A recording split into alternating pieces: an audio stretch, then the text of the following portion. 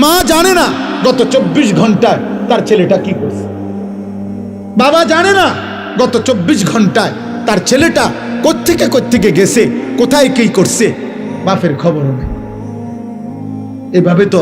এভাবে তো মানুষ গড়ে না রে বাবা, এভাবে গড়ে না। আমার আম্মার বয়স 75 বছর, আমার মা অসুস্থ দুর্বল মা আমার, আলহামদুলিল্লাহ আমার সেই মা আজও এই 75 বছর বয়সেও যখনই মার সাথে কথা বলি, মা জিজ্ঞেস করে ফুত নামাজ পড়ছো? এখনো জিজ্ঞাসা করে, এখনো জিজ্ঞেস করে।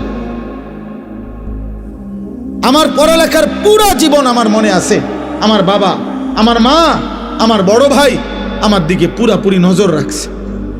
আমি একবারের চুল 3 বার কাটাইছে, শুধু সামান্য 19-20 হয়েছে। আমার জীবনে কোনোদিন একটা এমব্রয়ডারি পাঞ্জাবি পরতে দেয় নাই, আমার জীবনে কোনোদিন একটা রঙিন টুপি আমি জীবনে কোনোদিন পরি নাই। তাইলে বাপ জীবনে কেউ ধরে রাখতে হয়, মানুষ বানাইতে হইলে। আর শুধু উপার্জন করবে, টাকা রোজগার করবে, এটার জন্য কেউ ধরে রাখতে হয় না। তার পেরেশানি, কারণ তার টাকা দরকার, যখন সে একটা না একটা কর্ম করে। হালাল হারাম বুঝি না, তার দরকার হলো টাকা। টাকা রোজগার করার জন্য মানুষ, তখন আর এটা সহজ, এটার জন্য এত টেনশন করতে হয় না। আমনে মরে গেলে আমনের ফুতে টাকা রোজগার করবেনি না, অভাব তাকে উপার্জন করাইতে বাধ্য করবে, প্রয়োজন তাকে উপার্জন করাইতে বাধ্য করবে, সে কর্ম করবেই, কারণ তার তো টাকা দরকার। এটা তো সহজ বিষয়, এটার জন্য এত কিছু লাগে না।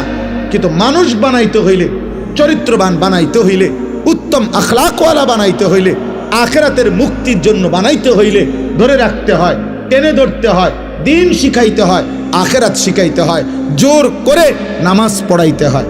এই জন্য আমরা কিতাবের মধ্যে পড়ছি যে মনের চাহিদা, মানুষের মনের চাহিদা ওই বাচ্চার মতো, যেই বাচ্চা মায়ের বুকে দুধ পান করে। কথাটা খেয়াল করেন, অর্থাৎ বাচ্চা যেটা দুধ পান করে মায়ের, 2 বছর পূর্ণ হইলে মহিলারা যেই কোনো বাচ্চাকে জোর করে দুধ ছাড়া, অর্থাৎ এটার জন্য বাচ্চা অনেক কাঁদে, চিৎকার করে, কান্নাকাটি করে, কিন্তু 2 বছর পূর্ণ হইলে মহিলারা বুকের দুধ ছাড়ায়, অর্থাৎ বাচ্চারে আর কোনোভাবে দুধ পান করতে দেয় না।